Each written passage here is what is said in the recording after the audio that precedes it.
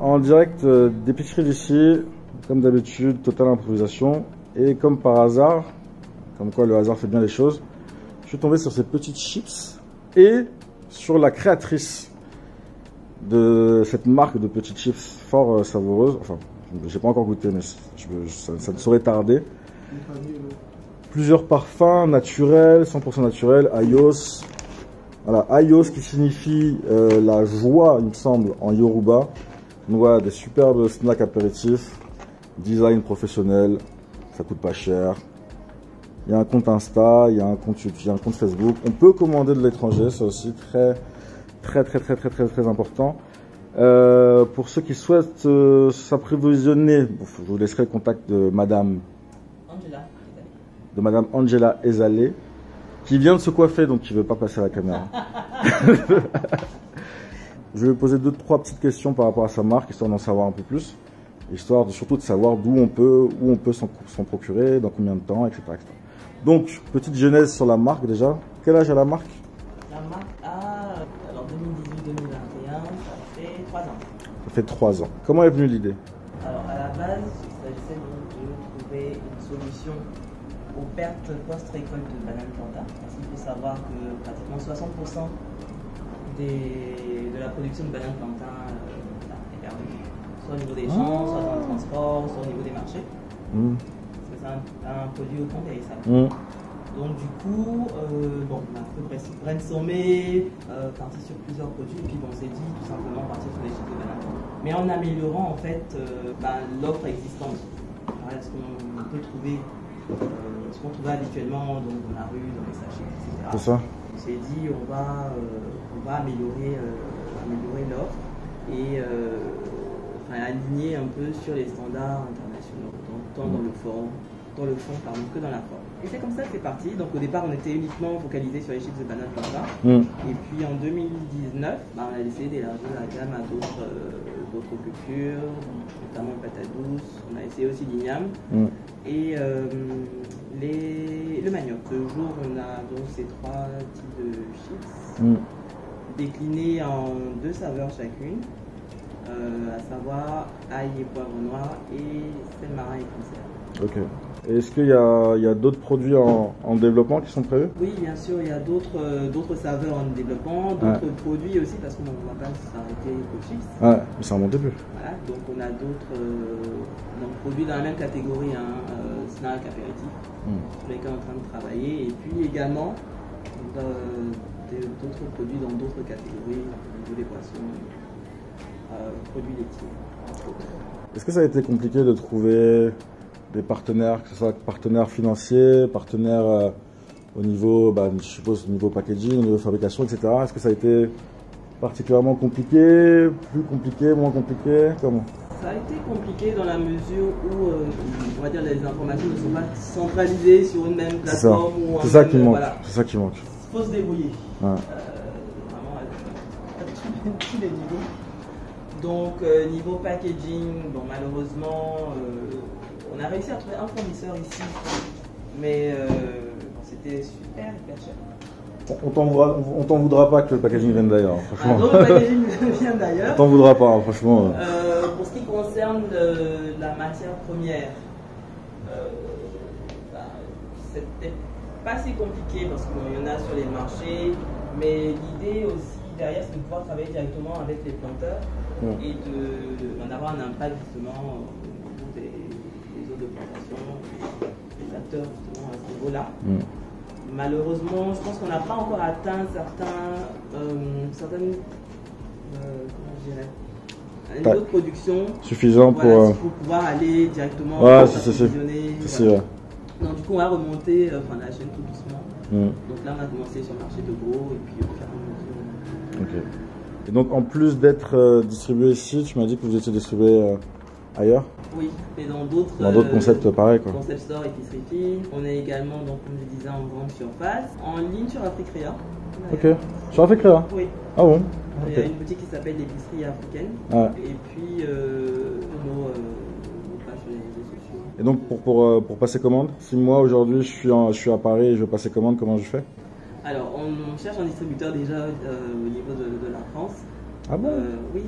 Bon, le souci en fait c'est que avec le prix du transport, etc. Quand eux ils rajoutent leur marge, on se retrouve pour la plupart. Hein. On a vu avec des paquets à 3,50 €, ce qui est quand même un peu... Oui, mais après ça dépend du positionnement aussi. C'est ça. Donc, C'est un positionnement premium, je veux dire, pareil, hein, Paris, autant il y a du Yamaku en bouteille à Barbès, autant il y a du, je sais plus comment ça s'appelle sa marque. Mais ouais, on est sur 4,50 € les 50 centilitres. Et ça part quand même. Donc non, il y a une clientèle premium. Donc on fait une recherche avec les distributeurs, mais en attendant, donc un peu comme on est soit via Africrea, ou alors on va directement avec nous et on vous dit par DHL. Ce qui est le plus intéressant, c'est de prendre le carton de vin. Ouais, forcément. Ouais, voilà. Donc voilà, ouais, c'est fini. Déjà? Ben oui, c'était un petit interview improvisé. Moi là-bas j'étais venu que pour les produits et j'ai eu la chance de tomber sur une productrice, la dirigeante d'une marque, donc j'en ai profité pour poser quelques questions. Je sais pas. Madame, on va regarder les noms. Peut-être ouvrir le centime. Ça c'est du poivre africain. Ça je sais.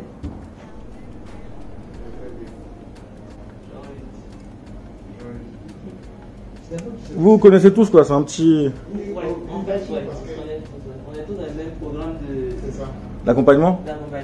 Ah, donc il y a des programmes d'accompagnement pour entrepreneurs en Côte d'Ivoire. Oui, enfin, spécialisé même dans la voie alimentaire. Ah bon? L'ambassade d'Allemagne fait ça, il y a GIZ. Ouais.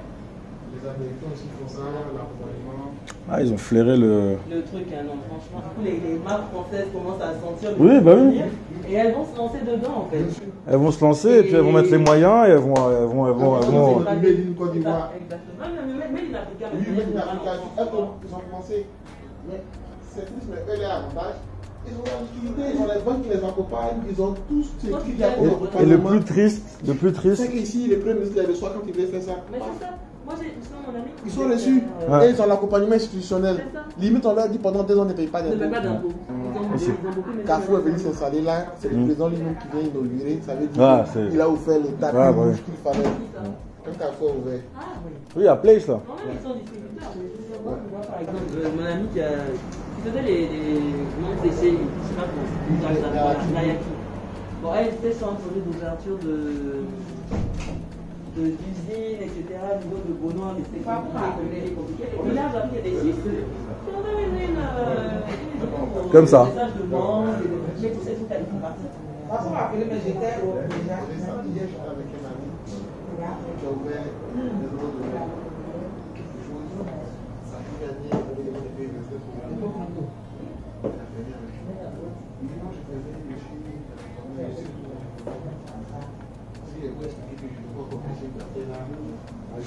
Non, les impôts, on te dit, ouais, voilà la tranche, mais tu n'es pas dedans, tu sais pas comment les gars ils arrivent à faire sortir. Non, mais c'est la stratégie start-up, c'est-à-dire que on est prêt à perdre de l'argent les 5-6 premières années, histoire de prendre le marché. Et... Mais en fait, on est leur entrepreneur. Tu vois, entrepreneur, mais il n'y a rien qui est mis en place. Moi, le seul truc que j'ai entendu qui avait l'air d'être une bonne initiative, c'était le guichet unique là. CPC, apparemment, c'est. Même ça, c'est énorme. Même ça, c'est énorme. Même aujourd'hui, je dois faire une entreprise. Moi, je vais faire une deuxième entreprise. J'ai déposé les dossiers depuis le mois de août ou septembre. Hein. Toujours rien.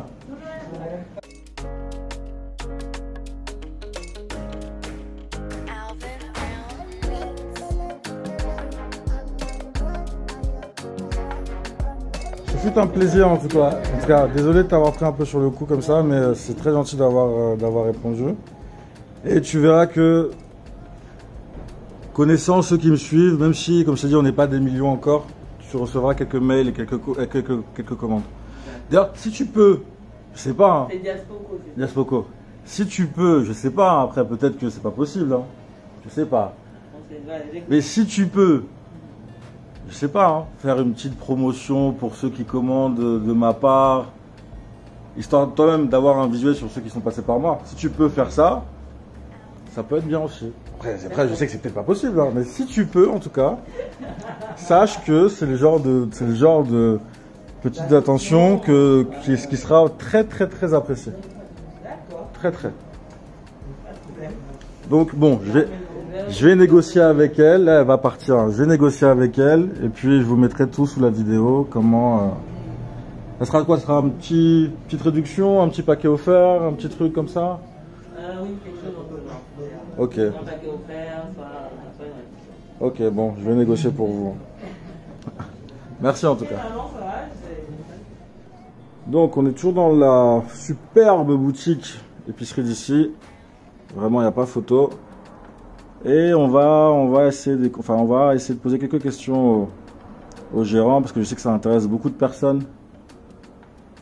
Je sais que ce genre de produit intéresse beaucoup de personnes. Comment on se produit, comment on s'approvisionne et comment on peut faire si on veut en importer surtout. Je sais qu'il y a beaucoup de gens qui aimeraient se lancer ce genre de business en France, donc ça peut être toujours intéressant de savoir un peu comment l'aventure d'épicerie d'ici a commencé. Donc chef, on t'écoute. Elle a quel âge cette boutique? Elle a moins d'un an. Ça a moins d'un an? Le 17 juillet 2021. 17 juillet 2021. Moins d'un an et il y a déjà Made in Africa qui est passé ici. Il y a déjà Diaspoko qui est passé ici. Il y a déjà Lifestar qui est passé. Lifestyle qui est passé ici. C'est un beau succès. Comment ça se fait? Comment ça se fait que ça marche autant? Vous avez une bonne stratégie de médias, vous avez... La directrice a mis sur place une bonne stratégie de communication qui construit. C'est vrai que le compte Instagram est plutôt bien fourni. Et puis il y a beaucoup d'influenceurs qui passent ici. D'ailleurs moi c'est sur Instagram que j'ai connu cette boutique.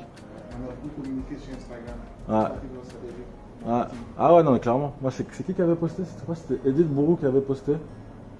Ouais, soit Edith Bourou, soit Crazy Sally. Une des deux qui avait posté, je me suis dit non, c'est trop beau, faut absolument que je vienne. Donc la boutique elle a moins d'un an. Et ça va, ça fonctionne bien pour le moment? Oui, grâce à Dieu, tout se passe bien. Donc pour l'instant, il n'y a qu'une seule boutique qui est au... Là on est à Bietterie Marcory, donc c'est un quartier un peu chicos hein, quand même. Un peu chicos d'Abidjan. Mais la boutique vraiment, vous verrez les photos, les vidéos, la boutique elle déchire quoi. Vraiment elle déchire. Moi ce qui m'a le plus étonné, c'est la variété des produits et la qualité des produits surtout. C'est-à-dire qu'on est plus sur les produits comme on voit chez nous, les trucs emballés dans du mauvais plastique avec des boissons remplies dans des anciennes bouteilles, etc. On est vraiment sur des produits quali.